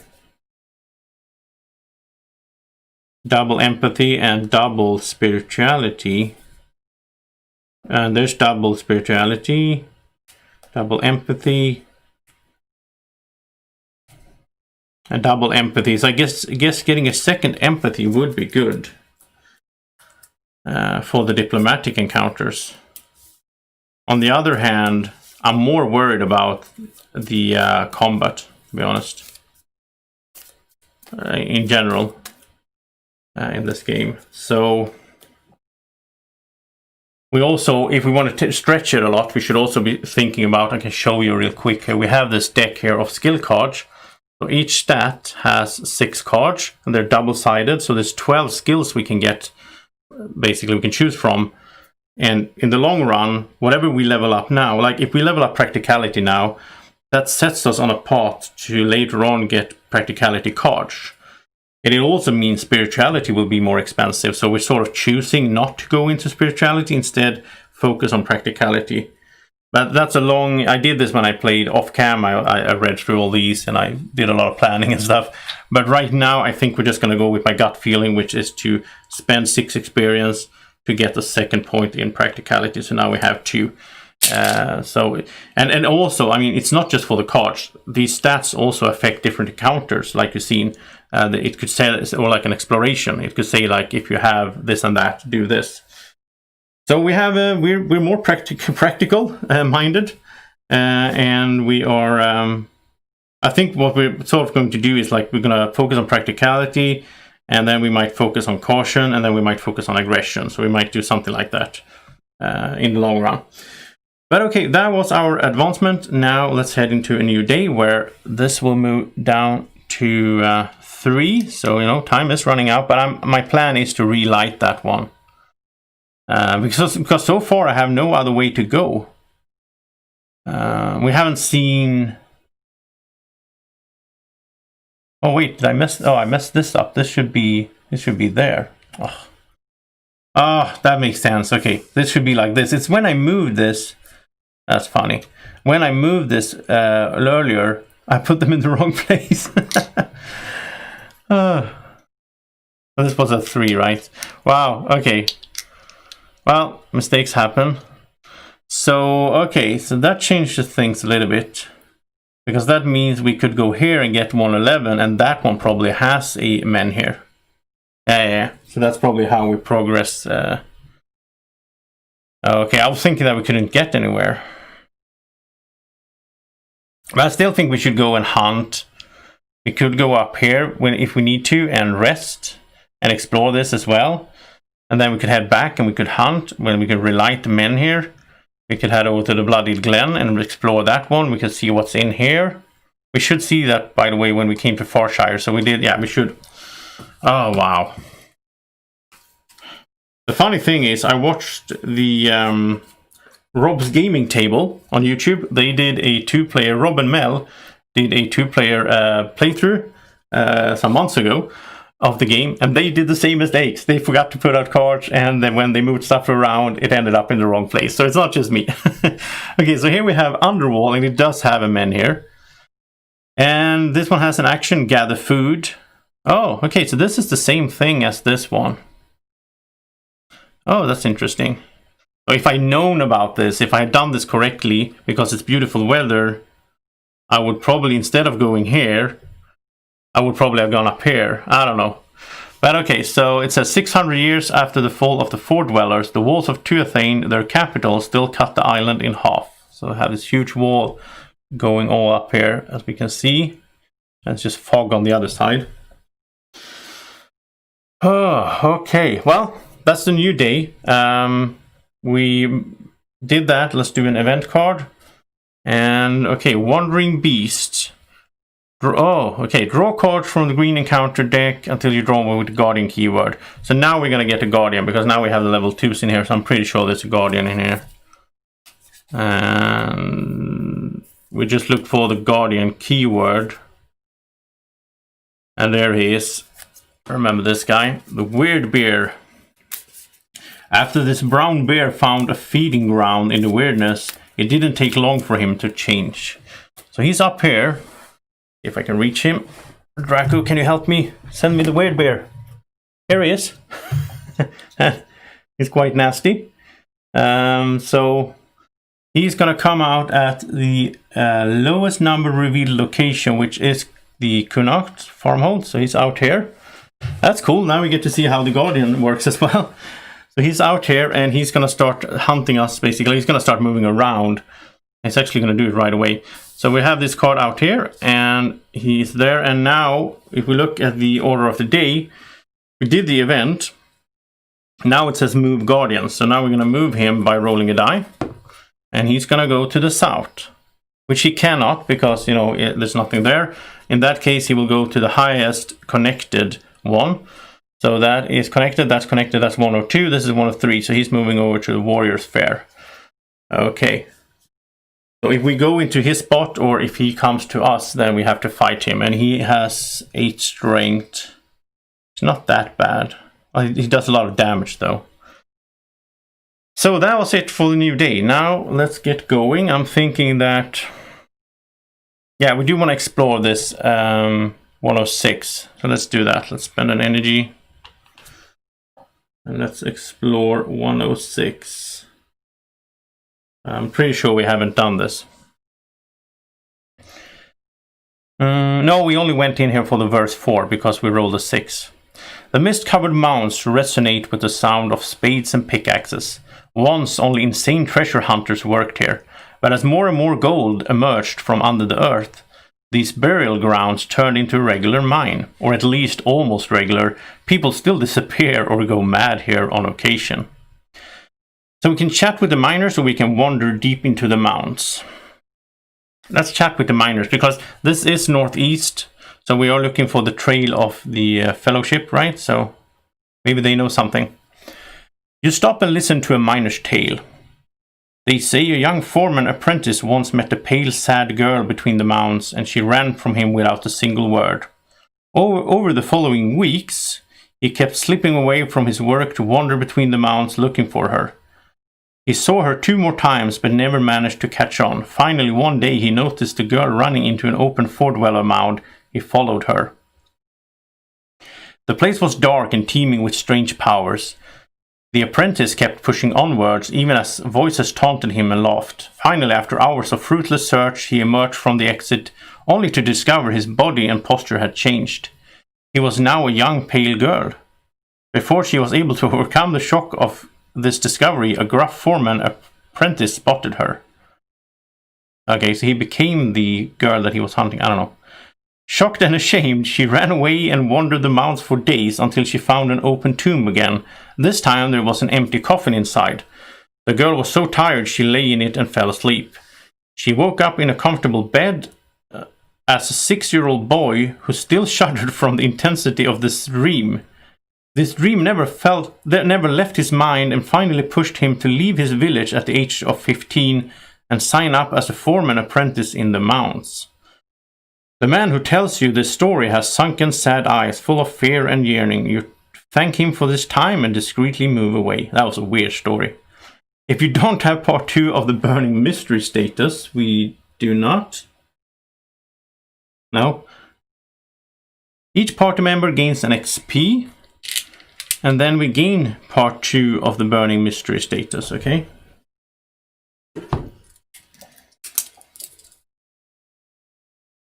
So exploration ends. That it doesn't feel like we really got much out of that, but let's explore again. I want to see what else is in here. So 106. So now instead let's wander deep into the mounds. No one was ever able to count the mounds, and the most experienced miners claim new ones keep arriving, though no one can explain how. How far do you dare to wander? We can stick to the places where other miners work, or we can go just beyond the currently explored part, or we can walk and don't stop until you find something interesting. We have a lot of energy, we have full health. I think we're going to be risky. I think this could be a red herring, but I think it's good to just, be risky. Let's do this. Pay 2 energy per party member. Okay, so we have to pay 2 energy. Roll a die, add +2 for each point of our courage. Okay, so let's see what we get. We got 2. And we have 1 courage. So you see, again, these stats matters in the exploration. So that is a total of 4. Your result was 4. Okay. The thick mist surrounds you while morning song in an unknown language pierces your mind. Each party member gains a terror. Exploration ends. I guess we need to get a higher result to find something good in there. And yeah, let's do it. We only have 1, but then if we're gonna have to spend energy again, we have to spend 2 energy to move in there, right? I don't want to go exhausted. So I guess we don't do that. I'm curious to see what's there though. And we were supposed to look here for that, but it doesn't have to be here. It said northeast from here. It could be the Buried Glen or the Mirror Lake. So let's move for our last energy. We're gonna move over here, and then we can hunt on the next day, right? So yeah, we're gonna end the day. We're gonna eat some food, which will lower our terror, and we gain full energy. And we're not doing anything else, so let's just head over here. And now, let's see, this is at 2 now. So I think we have enough time to hunt some food, go here, gain some wealth, and then relight it. I think we have time for that. So let's draw an event card. Oh, it's beautiful weather again. We're getting lucky. We have beautiful weather just as we are going to hunt, and we also get 1 free movement. Wow, nice. And you know what? I'm gonna put this like this so I don't forget it when I'm gonna move later on. Because right now I want to hunt. So let's spend 2 energy. No. This guy's gonna move as well. Let's see where he's going. Oh, it's an X. That means that he's wandered off into the into the dark. He's gone. Oh, that's nice. And we don't need to worry about him. That is nice indeed. Okay. So now we're gonna spend 2 energy. We're gonna get 2 food. It's good because we are starting to get low on food, I guess. And then we're gonna draw 2 green encounters, and we're gonna face the lowest one, the weakest one, which is kind of good because the strongest one is a spit slug at 11. The lower one is 7, so that's not that low either. But we're gonna meet that guy thanks to the beautiful weather. So let's see, this vengeful druid. Survivor of the Druid massacres, fueled by hatred and thirst of revenge. He's an opportunist, which I remember what it is. It means that if we don't play 2 cards, normally it's like if you don't play a card, the opportunity happens in every activation. But if he's an opportunist, we have to play 2 cards. Otherwise, we gain a terror in this case. And yeah, he's doing damage, he's healing, he's doing damage, he's healing basically. And the loot is 2 magic, which is not bad. So let's try to fight him. Well, we have to fight him. But let's try to beat him if we can. Would be nice. So remember, because of our battle horn, he starts out at 1. So we always have like a discount of 1 really. Then we draw 3 combat cards. We got the careful attack. This is good. Oh, we got the strong one again. Wow. Our 3 cube one. Love it. And we got distraction. If the enemy deals any damage, lose that many red cubes instead. So, but he has an X down here, so we don't want to play this here because that would do nothing. That's going to be for later. We should set this up. Like, oh, but this is an issue. If we don't play 2 cards, because he's an opportunist, we are going to take a terror. So, there's no way we can play 2 cards right now. Well, we could do it like that, but that's not that great. So I think instead we'll do a careful attack. No, that's not going to do anything. It's going to prevent the damage, though. Oh, this is actually good. Okay, so we are going to play the careful attack. And we're going to stop there, which means the opportunity happens. We gain a terror because we didn't play 2 cards. That doesn't connect. This connects, but it doesn't matter right now. Well, it does matter, but yeah. And this doesn't do anything. But this says now that it's his turn, because we ended our sequence with a connected practicality.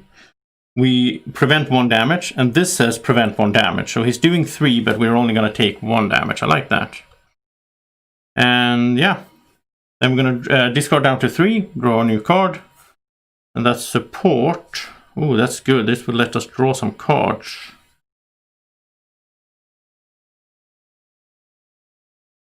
But it doesn't really work with the... No, now we're going to do this. We're going to put this down. And that's going to give 2 times 3 or 6, which brings it up to 7, which means we kill him.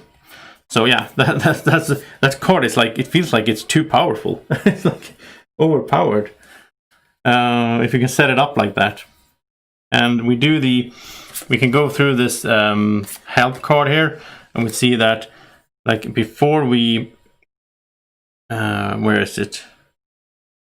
We play our cards, and then we do victory check, and then we check the opportunity attack. So he never gets around to doing that. So he is killed, and we get 2 magic. Yeah, that was nice. So we have a bunch of magic now, which is good. I think we want to save that, and because I mean, obviously I have played the game once before, right? So I do know that there are menhirs in the game. I don't know exactly where or anything. I don't remember that, but there are menhirs that cost magic to activate and so on. So you don't want to spend all your magic in fights. So yeah, that was a good encounter actually. Now, since it is beautiful weather, I'm sort of thinking that maybe we should gather more food.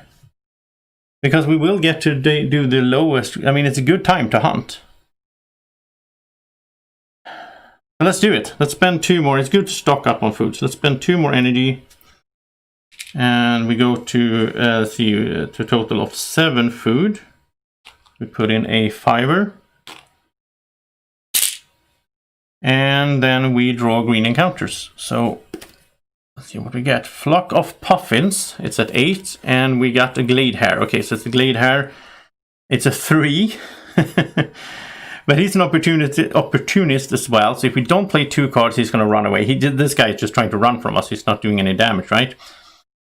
So the loot is 2 food. So I really want to beat him. Really going to try for that. So let's pan down a little bit again. And we start off with 1 because of our horn. So we only need to do 2 to him. I mean, we might even get... Oh, yeah, that's true. I should have gotten a terror. Thank you, Arnor. For the card, the strong card that I played earlier, I also get a terror. So I should be at 2. Wow. So good to have the chat here helping me out. Okay, so we have Entangling Trap, Mock Retreat, and Careful Attack. And can we... No, he's gonna run away, I think. No, we can play 2 cards. We might even be able to kill him. Because we can do it like... Yeah, I think we can kill him. So we start with this one. And this says... No, we can't start with that one because this is toss a dial. If we get the skull, then he will run away. So we can't start with that one. So let's start with this, which will do nothing. But we need to play 2 cards, remember, otherwise he runs away. Then we play this, and that lets us draw 2 cards. So hopefully now we find, and it connects with the I keep forgetting what it's called, practicality. So it's okay to play it. And I hope that we get one of these cards or some kind of combination will kill him. Let's see. We found the Foul Play and the Crippling Strike. But that can't be played. None of them can be played, right? Oh, we could. That's the 4x, by the way. That's so insane. Okay, we played 2 cards, so we're okay. So we're going to stop here. And normally the enemy attack would be that since he's at 1, we would lose an energy. But instead, this says, instead of the enemy attack, lose a red cube and remove this card. So we lose a red cube and remove that card, so it's discarded. And now we start a new round. So now we need to do 3 to him, but we have a 2x down there, which is nice. So we can do it just like that. Because that will connect, that's 1, 2, 3. We gain charges, but we don't care about those. We get 3 damage and he is dead, so we get 2 food. So oftentimes, it's a puzzle, this. Oftentimes, it's not always the sort of, the obvious thing you go for. Like, oh, you just try to do damage. Like here, we could find a way to draw cards and to... Yeah, it's really interesting. I love the combat system, or the encounter system in this game. So the hair is gone. And that was a good day. I mean, we won 2 encounters and we got a bunch, like 6 food, I think, total, and 2 magic. So we still have 1 more energy, and we could go up to the lake, I guess. We already had the dream here where we're now, and that wasn't that exciting. Oh, it was the first time, because then we got food, but... So I think we'll spend No, we have the beautiful weather. It's right here in front of me, so I can't forget it. We can move for free. So we can move to the Mirror Lake for free. And then we can do the free action up there, which is spend 0 energy to get 1 energy, 1 health, and lose a terror. And every time we lose a terror, we lose an extra because of our talismans, so we go down to 0. So we have full health, 0 terror, and we got some extra energy. That's perfect! Everything's working out here. Okay, so now we can explore Mirror Lake, which will be interesting. So let's check it out. Let's spend an energy and look at 113.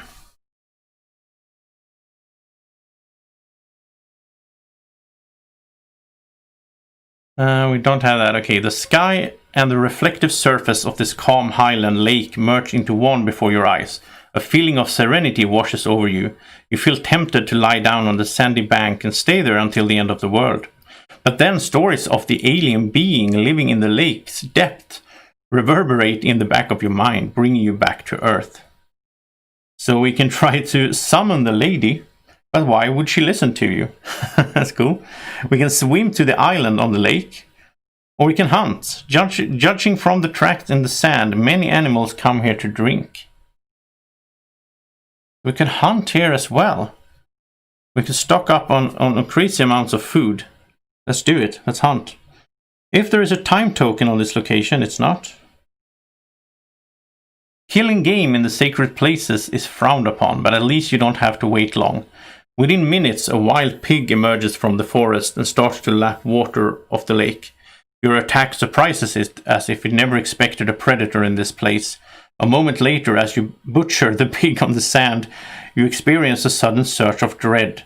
You're sure something is watching from under the mirror-like surface of the water, and it isn't pleased. Oh, maybe we angered the Lady of the Lake now. I don't know. If you have part 6 or 7 of the Fate of the Expedition status, we do have part 6. And you don't have the Fail's Legacy. We don't have that. Okay. Gain 2 food. Each party member loses a rep. We don't care about that because we never have any rep. We get 2 food. And then we gain 1 terror. Place a time token on this location. Okay. Put it up there. Oh, we should have put one there actually before because it said once per day. Now, but that doesn't affect the actual location. So now we have 1 extra there. Returning from the hunt, you stumble upon a strange set of tracks leading east. A strange creature pursued a group of 3 human travelers. Ooh. The creature's heavy boots left footprints too large for a human, yet too small for a giant. Their soles full of swirling lines like a huge fingerprint. And now we got a new task. Search Tangle Route to the east and try to discover more tracks. Interesting, but we can't get there right now. But okay, let's write that down. we have a new task here. We are at 113, and it says search 114 for tracks. Oh, this is probably the tracks that we... Yeah, this must be the tracks that we got at 118, and we're going to go northeast, and then we find the new tracks, and we're supposed to head. So I'm gonna draw a line over that, because we already did that then, basically. Okay, well, that's interesting. I don't really know. I don't know how to get over there though now, because there's no menhir. There's no menhir in that direction. Yeah, we'll see. So if you don't have part 1 of the disturbing information status, we do not. I don't think so. No. Each party member gains 1 XP. Then gain part 1 of the disturbing information status. Okay. So disturbing information, we got the first one there. And then exploration ends. Yeah, so now there's a time token on it, which means we cannot hunt again. I think that's the thing. If we go for hunting again, it's gonna, it asked us if there were a time token there or not. So I assume we cannot do that again right away. But we could explore again. I guess we should. Let's spend another energy and explore. And this time I'm thinking that we could try to summon the lady. Why not? You stand a while in front of the reflective surface, attempting various cautious pleas, but the wind carries each away without a response. After a while you can't help but feel silly. Why did you even come here? A dirty lowborn trying to speak to a legend that may not even exist. If there is a time token on this location, which there is, okay, so then we click this. The pale lady won't come. Oh, okay. So we hunted, and something in the lake was displeased with us killing prey here. So I assume if we don't hunt and then do this first, we could try that on the next day, I guess, but I don't know. Okay, so this is the end of the day. So we are going to... Actually, do we really want to end it? Because like if we... I mean, we could do something else. I don't like going exhausted, that's the thing. No, I'm gonna eat food. We have a lot of food. So let's eat the food, drop the terror, and gain full energy again. And we are not gonna level up. I think we could get another... Yeah, let's get another combat card. We have 2 experience, so let's check it out. It's always fun to get those new cards. I think we are getting close to the stream mark here, 2 hours, so I think we're going to end it after this day here, and we're gonna continue in the next stream, which will be during the week here, pretty soon, and we'll get back to it. So we got faint. Let's see, for every... Oh, this is nice. For every red cube you would lose, gain 1 instead. So it's like when they try to heal, you do damage to them instead in their activation. That is a really cool card. Like that. And it also has red cube, it's connecting, and yeah, 2x. Careful planning. When we put it down, we lose a energy, but then each party member draws 1 extra card in the draw step. So we would draw 2 cards instead of 1. So that's also a really good one. And this is one that you see the symbols, like normally the symbols are here and here. So you cover it up like this. This one has them like this though. So this will stay out there for the whole fight. Or we could go for Onslaught. Gain 2 charges, pay a charge to remove a time token from any card in the sequence. The reason I like that is that we have another card in our combat deck that says add 2 charges to another card in the sequence. So if we put this one down first and then the other one, then we could trigger this. But the only reason to trigger it is if we have time tokens, which is like draw a card and so on. Oh wait, actually,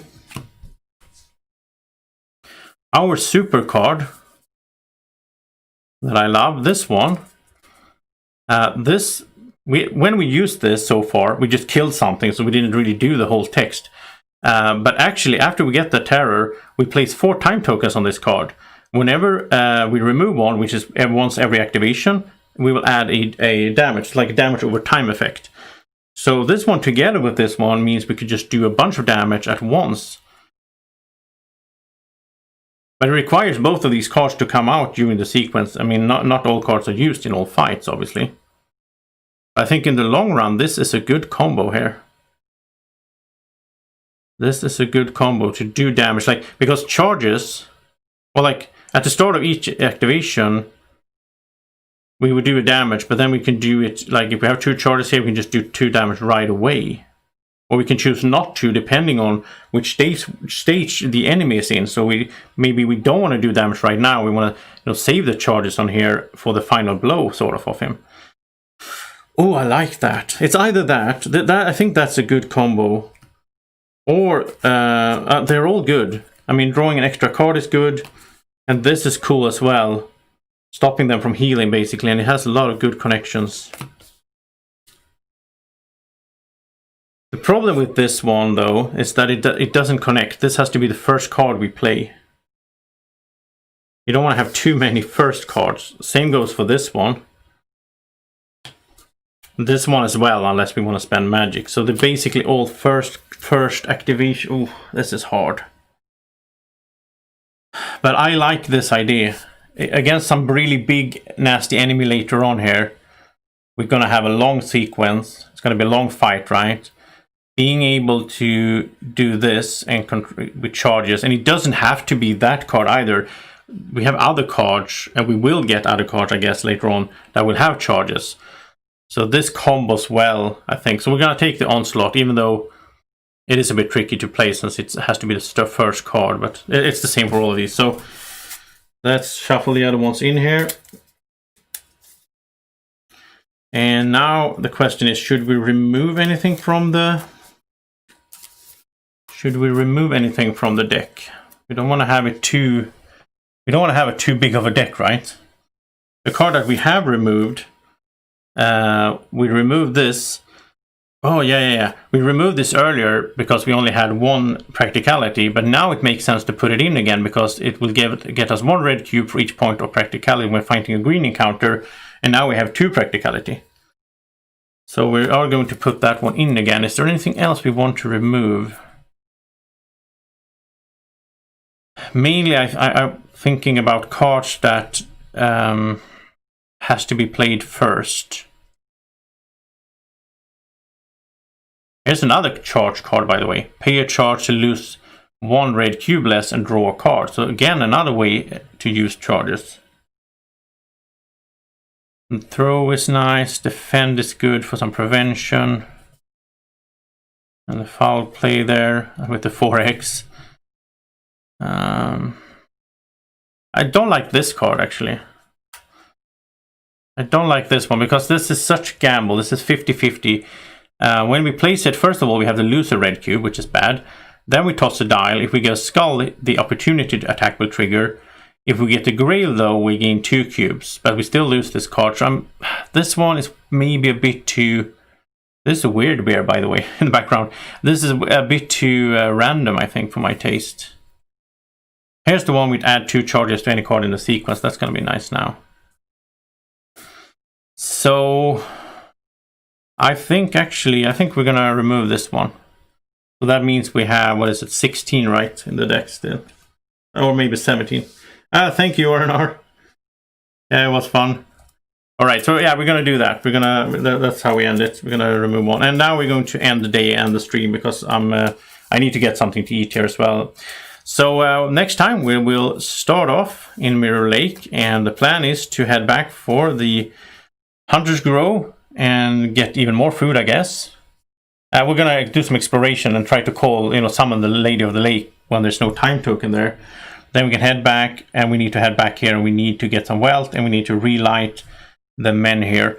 After that, we can go to Farshire, we can go up here, and the Bloody Glen, we can spend some time up there. We'll see what happens. It's really fun anyway. I really enjoy this, and I think it's really fun to do this in a live stream. Because and I really like playing with one character instead of two like I had earlier in my off-cam playthrough, because I can really focus on everything here with her. So yeah, it's fun, and I hope you enjoyed this as well. If you did, press the like button, subscribe to the channel. I'll put up a event for the next live stream. It's probably going to be Tuesday or Wednesday. I don't want to promise anything, but somewhere around there. I'll put up an event well ahead so that you know when it's coming, and YouTube will send you a notification as well if you are a subscriber, and click the little bell symbol down there as well. Thank you so much for watching. Have a great evening or morning whenever you're watching.